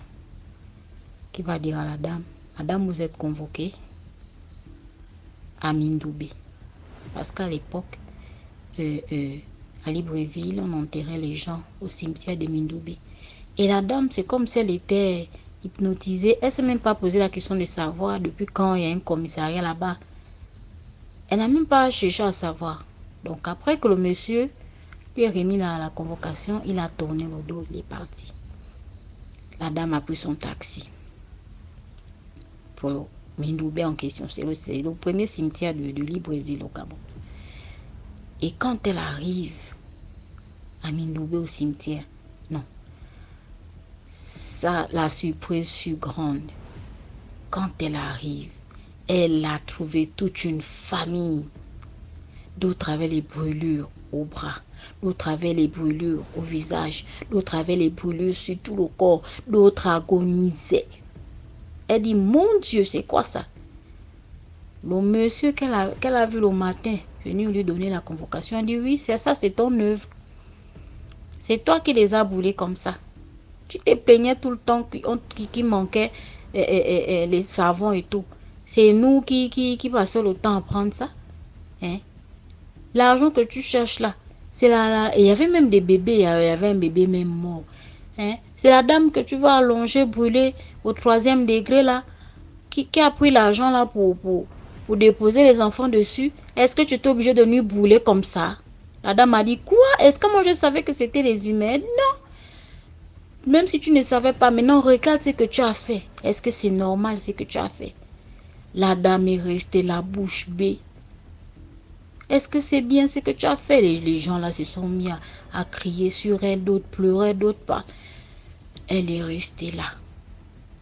La dame a repoussé chemin. Elle a pris le taxi. Elle est rentrée à la maison. Elle a juste eu le temps d'expliquer à son mari et à ses enfants. Après, elle est décédée. S'il y a des Gabonais, DMG, le jour où tu vas poster mon histoire, ils diront que oui, l'histoire elle est réelle. Les gens avaient maintenant peur de tuer les rats et les souris dans les maisons à cette époque-là. Parce que l'histoire de la convocation de Mindoubé, là, c'était une histoire réelle. Oh. Ça a fait du bruit à Libreville à l'époque, là. C'est une histoire réelle des DMG. C'est une histoire réelle. S'il y a des Gabonais de mon époque, là, qui écoutent, qui vont écouter, comment dirais-je, mon audio, là, ils pourront confirmer que oui, c'est vrai. L'histoire de la dame que les rats avaient porté plainte à Mindoubé. C'était ça. Oh. Bonne soirée. Merci. Merci pour l'histoire. Likez, commentez, partagez. Là, on passe à la 10e histoire. Bonjour DMG. J'aimerais vous raconter l'histoire d'un cercueil qui part à la recherche de ses meurtriers. C'est l'histoire de ma cousine. Ma cousine fréquentait dans le village à ma maman, vu qu'elle habitait dans le village voisin au village à ma maman. Elle restait pratiquement la matinée chez ma maman pour pouvoir aller au cours l'après-midi. Puis dans la soirée, elle part dans le village voisin où elle logeait avec ses parents. Dès le début de la rentrée, elle était pratiquement chaque midi chez ma maman. Après les fêtes de janvier, c'est-à-dire février, mars, avril, début d'avril, ma maman a constaté qu'elle ne venait plus. Avril, mai, elle ne venait plus. Donc, dans le mois, en mi-mai, ma maman est rentrée en contact avec ses parents pour dire, ben, je ne vois plus ma nièce chez moi les midis et tout ça, mais qu'est-ce qui se passe? Ou bien il y a un souci, ou bien je me suis mal comporté avec elle et tout ça. Elle dit non, ses parents, son papa dit non, c'est pas ça. En fait, ta nièce est gravement malade. Elle est gravement malade. Elle n'arrive pas à parler, elle n'arrive pas à manger. Nul ne sait ce qu'elle a. Waouh! Ma maman fut étonnée. Maman dit, ok, comme ma nièce est malade, sa maman qui était ma demi-sœur même est décédée et tout ça, je pars rapidement là-bas. C'est ainsi que ma maman est partie là-bas. Arrivée là-bas, on dit, la petite, voilà, ça fait pratiquement un mois, elle ne peut ni manger, ni parler, ni boire. Elle est vraiment, elle est mal au point en fait. Son papa explique maintenant. Son papa dit, ça va pas, nous sommes allés à l'hôpital, précisément même au CHU de Trècheville, à Achma, et tout ça dans les plus grandes cliniques en fait. Et là-bas, on relate en fait qu'elle souffre d'une maladie qui arrive aux vieilles personnes. Les maladies des vieux fumeurs, des vieux alcooliques. En tout cas, maladie d'une personne du troisième âge en fait. Eux-mêmes, ils sont surpris, étonnés même de voir une petite fille qui ne fume pas, qui ne boit pas, qui n'a même pas encore 18 ans, souffrir de cette maladie. Donc, les médecins même ont préconisé aux vieux de retourner vers les ancêtres, quoi, voir ce qui se passe. C'est ainsi que le vieux a pris son courage à deux mains et est parti chez un charlatan afin qu'il puisse s'imprégner, il puisse avoir une notion de ce qui se passe. Le charlatan finit de consulter, il dit au vieux, ce que je vois là, c'est très très grave. En tout cas, si je dis ça, tu ne vas pas me croire. Mais néanmoins, actuellement là, les gars l'empêchent de parler et tout ça. Mais moi, je vais faire quelque chose où elle va se mettre à parler, raconter ça d'elle-même. Parce que si je dis ça de moi-même, tu ne vas pas me croire. Mais bon, je ne sais pas ce qui peut m'arriver. Parce que c'est l'union de plusieurs personnes qui l'ont mis dans cet état-là. C'est ainsi que le vieux, le charlatan en fait, a fait ce qu'il devait faire. Et la petite commence à ouvrir. Elle dit en fait, elle a un groupe d'amis dans sa classe avec qui elle marche. Chaque jour, elle marche ensemble et tout ça. Donc, ses camarades en question sont des vedettes de l'école. Ses camarades en question sont les stars de l'école et tout ça. Donc, à midi, ses camarades l'invitent à manger à chaque fois. Elle décline leur offre. À chaque fois, à midi, ses camarades l'invitent à manger, elle décline leur offre. Donc, une de leurs camarades est venue un jour avec du foutou accompagné d'une sauce claire ou sauce au béni, je ne me rappelle plus trop là, avec de la viande. Et ils l'ont invitée. Elle a refusé. Maintenant, sa camarade lui a dit, à chaque fois quand on veut manger, on t'invite, tu refuses de manger. Si c'est comme ça, on ne va plus marcher ensemble. Si tu ne veux pas manger avec nous, ce n'est pas la peine, on ne peut plus manger ensemble. Elle dit, non, elle n'a pas fait, elle ne veut pas manger, que ça va et tout ça. Ses camarades ont dit, bon, si tu ne veux pas manger, il faut goûter.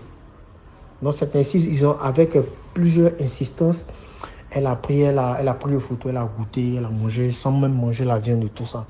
La nuit, dans son plein sommeil, ses camarades viennent la voir pour dire, bon, notre viande, tu as mangé, il faut nous donner pour nous. Elle dit, mais j'ai mangé quelle viande? Toute surprise, étonnée, là. Elle dit, mais la viande que tu as mangée, il faut nous donner toi aussi ta viande. Mais je n'ai pas mangé de viande. Que c'est la sauce, j'ai goûté. C'est comme elle dit, mais la sauce que tu as goûté, c'est l'eau de viande, non, donc il faut nous donner pour nous. Que si tu ne nous donnes pas pour nous, nous, on va te prendre. Elle dit, ok, elle a compris. Donc pendant que elle traînait les pas, ses camarades ont arrêté de marcher avec elle et tout ça. Ses camarades lui mettaient la pression, Bon, elle s'est décidée maintenant à aller livrer maintenant. Donc elle part prendre l'âme de sa grande soeur qui est partie se chercher en Mauritanie. Elle n'arrive pas à prendre. Elle part par l'âme de son grand frère. Elle n'arrive pas à prendre. L'âme de ses soeurs, de ses frères, de ses petits frères, de ses petites soeurs, de son papa, elle n'arrive pas à prendre. Donc ses camarades lui ont donné un délai. Si tu n'arrives pas à nous livrer ce qu'on t'a demandé, nous on va te prendre. Sans cela, elle n'a pas pu honorer ses engagements. Et ils lui ont donné cette sale maladie-là. C'est elle maintenant qui est en train de les raconter. Donc maintenant, son papa maintenant lui demande, mais quels sont ces camarades-là? Au moment où elle s'apprêtait à citer les noms, ils l'ont empêché de parler. C'est-à-dire, elle n'arrivait plus à parler, elle n'arrivait plus à respirer, comme s'ils étaient en train de l'étrangler, quoi. Comme si quelqu'un tentait de l'étrangler, elle n'arrivait même plus à parler et tout ça. C'est en cela, le charlatan a dit à son papa, en fait, ils sont en train de l'empêcher de parler. Parce que si elle arrive à dire non, vous allez les démasquer. Ils sont en train de l'empêcher de parler. Donc ça là, je ne peux rien faire. Mais moi, même si j'essaie de faire quelque chose, elles vont s'abattre sur moi parce qu'elles sont des reines dans leur royaume. Elles sont toutes des reines. Ce sont des filles qui n'ont même pas 18 ans. Hein. Voilà, mais elles sont des reines dans leur royaume. Tous ces nés-ci, ils ont tout fait. Donc, avec insistance du papa en train de pleurer, demander pardon. Donc, le féticheur dit, le charlatan, dit, je vais faire une dernière chose, si ça a pris, Dieu merci. Donc, le charlatan a fait une chose et puis il a dit, bon, ok, prends la fille, allons-y dans son école. Elle va aller leur montrer du bout du doigt. Ils ont dit, ok, à peine ils arrivent à la maison pour récupérer la petite et tout ça, pour pouvoir aller chez le charlatan, la petite a rendu là. Le papa, tout est pleuré, tout est écœuré, tout tétanisé, tout troublé. Il est au désarroi total, quoi. Donc il a dit, bon, vu que c'est comme ça, je vais prendre la petite, fabriquer un cercueil rapidement, mis la petite et puis paf, dans le village voisin. C'est-à-dire le village à ma maman. Arrivé là-bas, à l'entrée du village, c'était ma première fois de voir un cercueil poursuivre quelqu'un. Le papa a pris 3 brindilles de balai et s'est mis devant le cercueil. Il dit à la fille, nous sommes à l'entrée du village voisin. Les filles qui t'ont fait cela, va nous montrer chez eux. La petite, c'est-à-dire le cercueil, prend les personnes qui ont porté le cercueil en fait. Arrivé à un carrefour net, la petite est bloquée, elle ne peut plus partir. C'est-à-dire le cercueil va devant, ça recule, ça va devant, ça recule. On demande, il y a quoi? Le charlatan même était là. Le charlatan dit en fait, les sorciers lui ont barré la vue. Les sorciers lui ont barré la vue. Le charlatan même s'est mis devant avec les 3 brindilles de balai. Il a dit à la petite, si tu veux boire de l'eau, conduis-nous où on vend de l'eau. Le cercueil a pris la route de là où on vend de l'eau. Le charlatan quoi, a dit, si tu as envie de boire un jus de bissap, conduis-nous où on vend le bissap. Le cercueil est parti là-bas. Maintenant, le charlatan lui a dit encore, ok, vu que tes camarades qui t'ont initié, t'ont tué là, ils t'ont barré la route, il faut nous conduire où ils font leur réunion nocturne. Ils sont partis où il y avait un gros manguier, non? Je dirais un gros manguier. Là-bas, un manguier qui avait assez de branches, ou même en pleine journée, on voyait de l'obscurité et tout ça. Elle est partie montrer le coin, ils faisaient leur réunion nocturne. Donc directement, ils ont commencé à couper les branches. D'autres même sont venus avec des tronçonneuses, commençaient même à découper, comment on appelle, le gros manguier là. Tout le village était en extase, tout le monde est sorti. Voilà, c'était ma première fois d'assister à ce genre de scène. Je voyais uniquement dans les vidéos sur Facebook, hein, et j'y croyais pas. C'était ma première fois de voir ça, ma propre cousine. Je vous le jure, c'était ma première fois de voir ça, ma propre cousine. Sorceleur a pu trouver le chemin de l'une des leurs. Arrivé là-bas, ils ont trouvé une nourrice en fait. Elle a accouché il n'y a pas trop longtemps. Elle est venue taper à la porte de la nourrice. La nourrice est sortie. On dit bon, la nourrice n'a qu'à se mettre devant le cercueil. Pour d'ici, c'est elle que le cercueil attend. La nourrice a dit si c'est moi qui t'ai tué, que tu me cognes avec que tu me heurtes avec ton cercueil. Elle n'a pas pu bouger. Il y a son mari aussi qui a appris la nouvelle. Il est venu là. Lui aussi s'est mis devant le cercueil, il a parlé, mais bon, le cercueil aussi n'a pas pu bouger. Ça, le charlatan a dit non, c'est pas la peine. Qu'ils lui ont barré la vue. elle peut plus reconnaître leur lieu d'habitation, tout ça, que ça ne vaut pas la peine qu'on parte l'enterrer. Le papa dit non, jamais ils vont enterrer ma fille. Tant que ma fille ne retrouve pas. Donc le chef du village même a dû appeler la gendarmerie. C'est la gendarmerie qui est venue intervenir. Donc on a accompagné ma cousine avec tout, c'est-à-dire tous les jeunes du village sont sortis jusqu'au cimetière. Et le papa a ouvert le cercueil de la petite et a mis une machette à l'intérieur. Pour dire à la petite, toutes celles qui ont participé de près ou de loin à ta mort, que tu viennes le chercher en retour. En moins de 2 mois, 9 filles de l'école sont décédées. En moins de 2 mois, 9 filles de l'école sont décédées successivement. Elles sont décédées successivement. Et puis elles sont décédées de la même manière. Elles toutes sont décédées de la même manière. Un matin, elles ont dormi. Et une nuit, elles ont dormi, elles ne se sont plus réveillées. Toutes les 9 filles.